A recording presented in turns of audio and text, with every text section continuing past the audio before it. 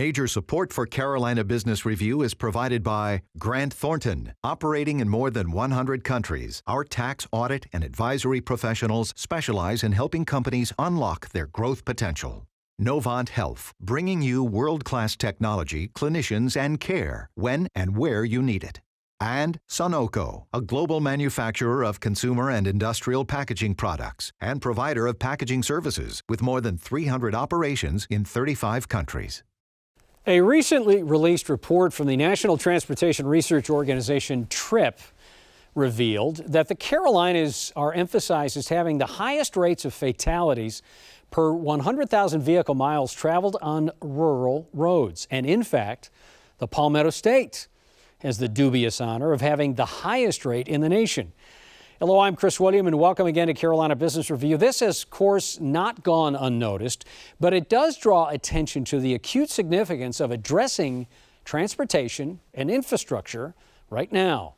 In the last session of South Carolina's General Assembly, the State House did finally take action on this issue after years of public debate. So, beginning this summer, the gas tax has increased 2 cents per gallon per year for a total of 12 cents per gallon, making it the largest gas tax hike in the state's history when fully implemented. In a moment, we will visit again with someone who is central to this debate and is in fact critical to the deployment of these funds.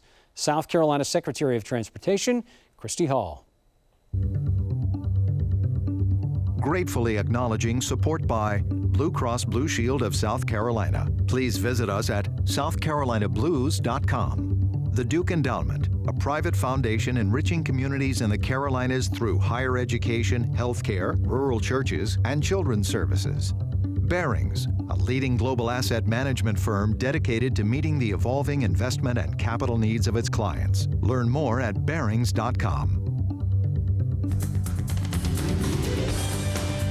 On this edition of Carolina Business Review, an executive profile featuring Christy Hall, South Carolina's Transportation Secretary.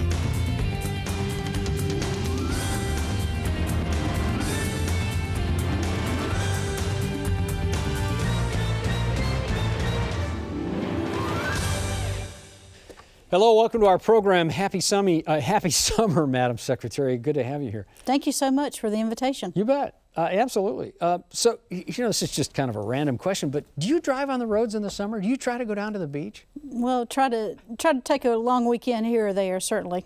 What do you think when you are stuck in traffic on 26, or when you're trying to get down to the Grand Strand and 501 is jammed up, or 526 around Charleston? I mean, what do you think? What goes through your head? Well, I just think about the challenges that everybody has in those communities every single day during rush hour, getting to work and then back home from work every day. I'm an engineer by training, and I can't help but notice all the little things like pavement markings and how tall the grass is, not in addition to just the traffic jam. So it's evident to me that we've got a big issue in South Carolina to get busy and to try to get corrected. So it was fairly meaningful. I would even say a secular change in the direction and the funding of transportation and infrastructure, Madam Secretary, in South Carolina when the State House and the General Assembly did in fact raise the tax rate substantially for the next 5 or 6 years. Now that you have funding, I guess the main question is, now what? How do you prioritize? How do you deploy this capital, and where do you start? Well, we went into the legislative session with a clear plan of how the dollars would be invested, trying to draw a connection between revenues invested to an outcome that the agency could deliver, along with our industry partners. I heard you mention at the beginning of the show the fatalities in the state of South Carolina. And that is our top priority, is to develop and deploy a program to specifically target what we call the worst of the worst roads in our state. As a matter of fact, we've determined that 30% of our fatalities are happening on just 5% of our roads. So we want to specifically target that 5% in order to try to drive our fatality rates down. So you would say that's job one when it comes to deploying the money? It's our top priority. Yeah. Our next priority is going to be resurfacing, paving of the roads. 80% of our roads need some sort of paving. either a minor repair or a major reconstruction. Interstate widenings, we'll do some of those, and then a major bridge program as well to try to get our structurally deficient bridges up to par. So when you, Madam Secretary, when you start kind of clicking through all of the projects that I know you've had stacked up just waiting for funding, would it be fair to say that South Carolinians or anyone driving through the state can expect delays or expect to see, not so much delays, but the idea that there's going to be a lot of crews, there's going to be a lot of work, and all of these things are going to start to be apparent?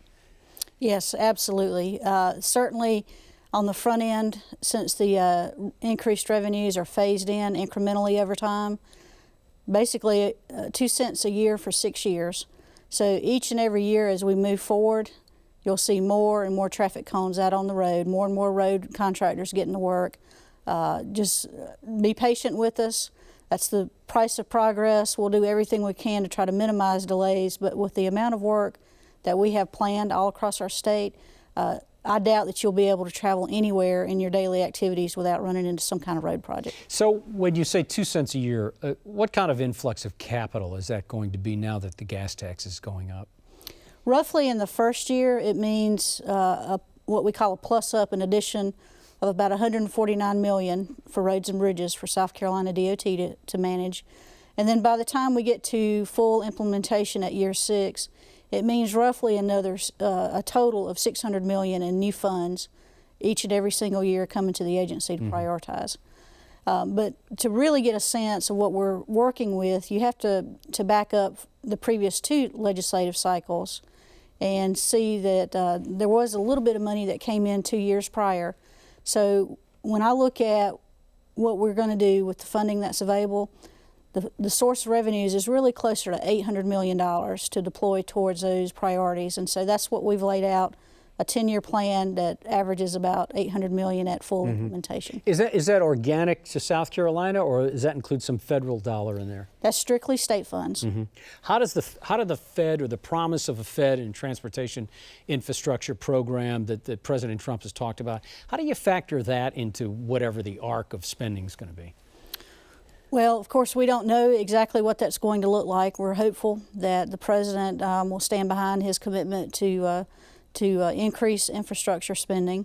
One of the great things about the way that we operate in South Carolina is we identify what the priorities are, and then we develop a ranking list for those projects based on objective criteria. And so as we get additional funding, we don't go out and create a new list, we just simply go further down the list. So I get asked all the time, since the roads bill was passed in South Carolina, if we're going to reshuffle the deck, and the answer is no, we're just simply going to go further down the list. It's a little bit random, but it's just going to bring it in Horry County, in the Grand Strand. There's, for decades, I think for as long as any of us can remember, they've talked about a connector out toward that part, which is one of the most profitable parts in tourism of the state. And it's been I-73. And your counterpart, Jim Trogdon in North Carolina, said that North Carolina has to pay and has to play in that as well, because that is going to develop a substantial part of South Carolina.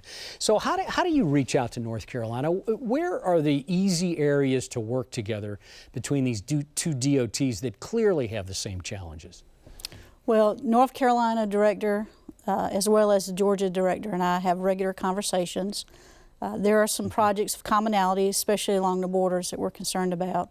But it can be larger than that. For example, South Carolina, we're in the process of constructing an inland port up in the Dillon area, in the Myrtle Beach region, and certainly that'll have an influence over the movement of freight all across not only that part of South Carolina, but will likely reach a little bit into the North Carolina area as well. So the states, we meet regularly, at least 2 times a year, one time more formally than the other. And of course, we're involved in all kinds of national conferences where we get together as all 50 state DOTs to talk about major issues of concern across our industry. So the opportunities are there. Of course, we each have different areas of responsibility, and while we look to try to build the best interconnected network that we possibly can, obviously we're looking out for our state's interest first. Secretary Hall, you said something before that you've got the cash and you got the projects and they've been prioritized, and certainly the rural death rate is something you're going to focus on. But when you talk about some of the larger projects, and you've got to get talent, you need engineers, you need vendors, you need contractors, and especially this late in an expansionary cycle when, geez, you look across all the metro areas and you see all these cranes and all this development, how do you find the talent you need? Are you worried at all about getting enough of the people to get the project done? Yes, that's one of my top concerns right now. South Carolina is the last to the table regionally to bring new funding to infrastructure. North Carolina and Georgia were ahead of us. So we're kind of last to the market. A lot of our contractors downsized back in the 2009 recession, and they really have just only recently started to regrow back to pre-recession levels. So what we identified when the roads bill was being debated in South Carolina was that we knew that we couldn't jumpstart in a single year an additional $600 million in projects immediately for the next 10 years. So we asked that the increase be phased in, and to put that phase in a manner in which we felt like our industry partners could grow along with us. And that's our goal, is to grow in-state as much as possible. Of course, recognizing that we will likely draw some out-of-state contractors as well to the table. But with the promise of public funding, it's more than a promise. I don't want to say money in the bank, but it's pretty close to money in the bank that South Carolina has put a stake in the ground to say, we're doing it. Is that enough to get contractors and those in private industry to say, we're promised we're gonna staff up to meet your needs? Do you get a lot of that? You get that kind of confidence? Yes, I believe so. I guess really understanding what our priorities are and having some assurances that the revenue is going to be available year over year, and we're not having to compete each year against funding for school buses or law enforcement or anything else. The roads bill dedicated a recurring revenue stream exclusively for roads and bridges, and so once we got that secured and we've laid out a 10-year plan, in our minds, we've provided our industry partners the roadmap for the future. And so they know specifically by geographic region which projects are expected to go to bid, so they can do their business planning based on that. Is there enough, you feel like you got enough engineering staff? I mean, that is a critical cog. The engineers are who the road builders look at. The engineers are the one that you place your trust in when they come up with the project and design the project. Do you have enough of that talent? Well, we're going to have to grow that resource through either outsourced opportunities or looking at how we're organized internally as well. So business as usual is not going to work with this 10-year program for us, certainly. We have calculated that the new investment in roads will generate approximately 48,000 job opportunities each year as we move forward, or sustain about 48,000 jobs a year going forward. So there's tremendous opportunity to get involved in road work, and we've certainly encouraged anybody that has any interest in construction or engineering, making a difference every day and actually literally accomplishing something on the ground every day, to come work with us. Well, and I know that generates a tax base that the Department of Revenue just thoroughly loves, and I'm sure is modeling out what this looks like from additional revenue. When you drive down the road, no pun intended, but when you're thinking in your car, or when you, now that you've got a big bulk of the decision behind, what do you worry most about? It's the delivery piece, just not necessarily on the planning side, but the execution side, bringing all the parts and pieces together that are necessary to successfully deliver a project from the design phase all the way through to cutting the ribbon and opening it to traffic. So some of the same elements that you just talked about, the workforce, contractors, having enough competition for those projects so our prices remain relatively stable. Materials, just thinking about how much rock we use, for example, in road construction, and realizing when you basically more than double your state program, look at what that really means to material suppliers and making sure they have visibility to where we're heading and what that growth rate needs to be so they can plan. A lot of their activities, they can't turn on a dime, so they have to plan sometimes 1 to 2 years in advance where they want to be. with permitting and just ordering equipment and the capitalization necessary and hiring the workforce. So it's that execution piece going forward is my biggest concern. Does the will and the public will around, what's the best way to say this, enduring a public works project like expanding, let's use Malfunction Junction, which is I-26 and I-20 in that area, when people drive through there, just the public drives through there and uses that facility, and they see these orange cones and they see them for as far as the eye can see for as long as they can imagine. Does that start to wear down a public, or is that, you eventually, do you know in your head we'll get past it, or is that a real dynamic, and is that important? I think it's incredibly important for the public to see the work and to, as we mentioned earlier, see more and more traffic cones every single day. The public has to have confidence that their lead transportation agency is putting those precious tax dollars to work. And we're committed to that. We've already launched our very first projects that are enabled by the new roads bill funding, several resurfacing projects. We've already authorized moving forward with a rural road safety program to target those worst of the worst roads in our state. And so it's critically important that the public sees that we're moving forward and that we've got a plan and we're going to move forward and try to execute that plan. How about some of the hot spots? What about around Charleston, especially with more and more economic development announcements? And I hear there's another elephant-type project coming down the pike. Again, no pun intended, but you've got Columbia and a lot of construction around Columbia. You certainly have what has turned into a bottleneck years ago along what proposed I-73 to Myrtle Beach, and just cross-state traffic, I-95, and the list goes on. Where are the hottest of the hotspots? Well, the projects that we're starting now, we should have started 10 years ago. We're at least 10 years behind on those interstate projects. And truth be told, we're really not able to get to all the ones that we should be doing today. Currently, we don't have any widening projects planned for I-95. Certainly that's something we're going to look at going forward as we identify either future federal funds or if there's any state revenues that trend higher than what we originally projected. That will certainly be high on the radar screen for us to look at. But you know, the growth of South Carolina is just tremendous, and I think we're always going to be in a catch-up mode. It's just exacerbated right now just because we're 10 years behind on road projects.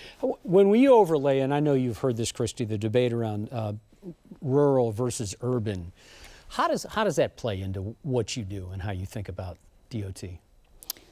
Well, we look at projects based on what type of issue that particular project type is trying to address. So, for example, our interstate widening projects are centered around those urban areas typically, as you mentioned, Columbia, Charleston, the I-85 corridor through Greenville and Spartanburg. The rural projects, the rural road safety program that we've designed is specifically targeted to address roads outside of our urban areas. And those could be rural routes that have either interstate sign shield on them or SC or US shielded route like US 501, for example. So our rural road safety program is set up to target those worst of the worst when it comes to safety. So we look at urban and rural based on what type of individual program we're looking to target, not necessarily balancing between the two. It's really based on the particular program category type and what the purpose of that category is. Is there any, you think there would be any future, and you're fully flush with funding now, no doubt about it, but would there be a future for toll lanes or toll roads? It's really hard to say in South Carolina. There's just not a great appetite for toll projects in our state. We were asked to look at the possibility of tolling I-95 by the General Assembly, and so we will do a brief study on that and provide those results.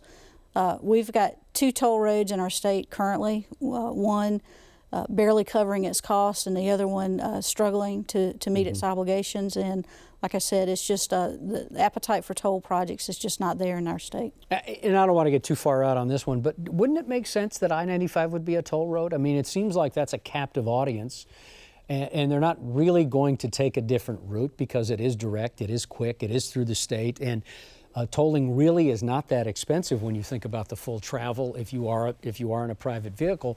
Virginia seems to do it well. D.C. seems to do it well. Why wouldn't South Carolina pick that up? Well, like I said, we're going to study it and we'll take a look at it, and then we'll make some determinations after that point how we want to proceed. What do you think when people talk about, okay, now we've gotten over a big hurdle with funding?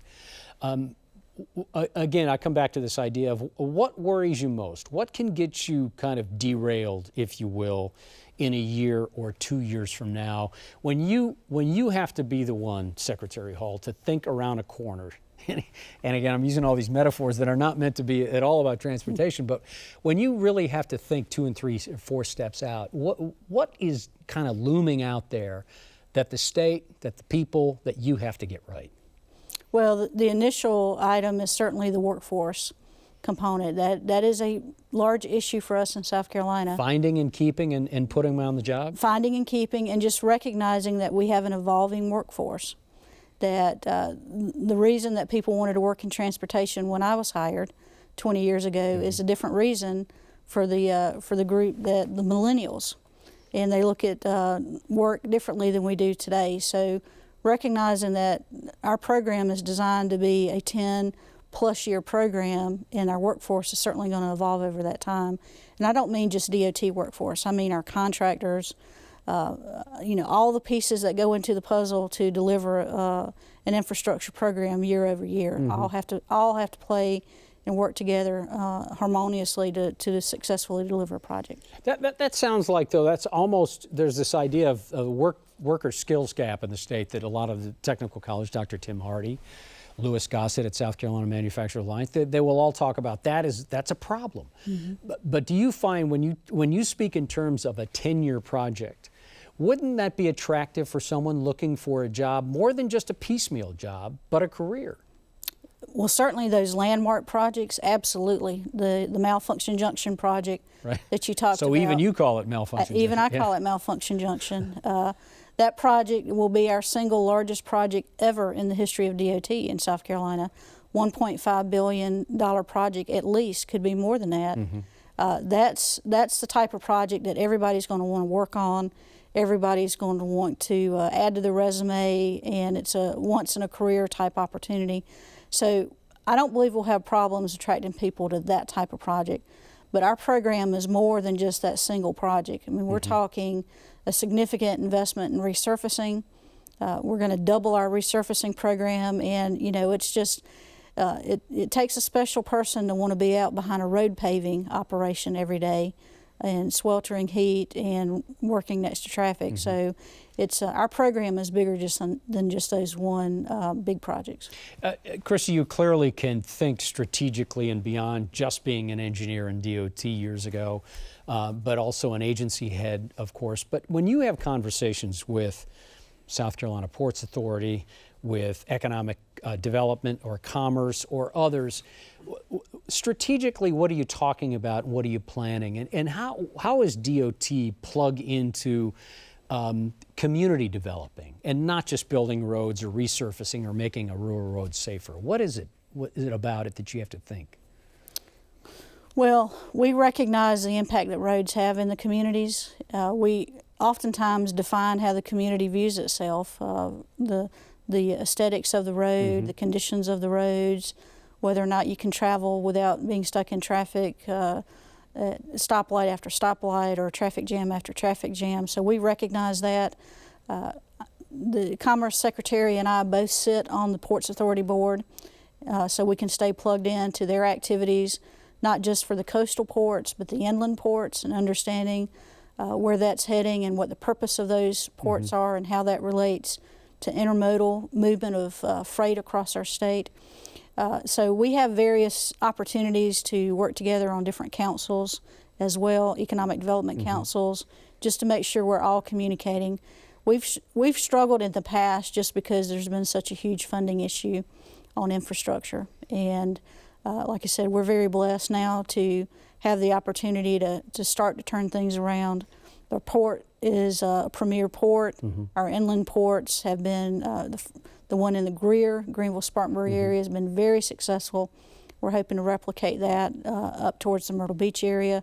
So the movement of those freight across our state and making sure that there's some reliability within that network, whether it's rail or roads, what are the pinch points on the movement of goods via truck across our interstate system, knowing where those are and make sure that they play a part in how we evaluate and rank our projects is key. Yeah, thank you, and sorry to interrupt you. In about 15 seconds, would you expect to see more rail as part of this DOT? No, not explicitly as part of DOT, but certainly part of the overall solution, absolutely. And would you expect the rail lines to play ball here? Yes, I would think that would need to be part of the solution. Yeah, okay. Thank you for coming back on the program. And gosh, happy Christmas, because that's got to what it feels like to finally get full funding and be able to deploy that. I think the state's lucky to have you, Christy, and thank you for being on the program again. Thank you so much. We appreciate the invitation. Nice to see you. Until next week, I'm Chris William. Hope your weekend is good. Good night. Major funding for Carolina Business Review was provided by the Duke Endowment, Barings, Grant Thornton, Novant Health, Sunoco, Blue Cross Blue Shield of South Carolina, and by viewers like you. Thank you. Promotional consideration provided by Business North Carolina Magazine. For more information, visit carolinabusinessreview.org.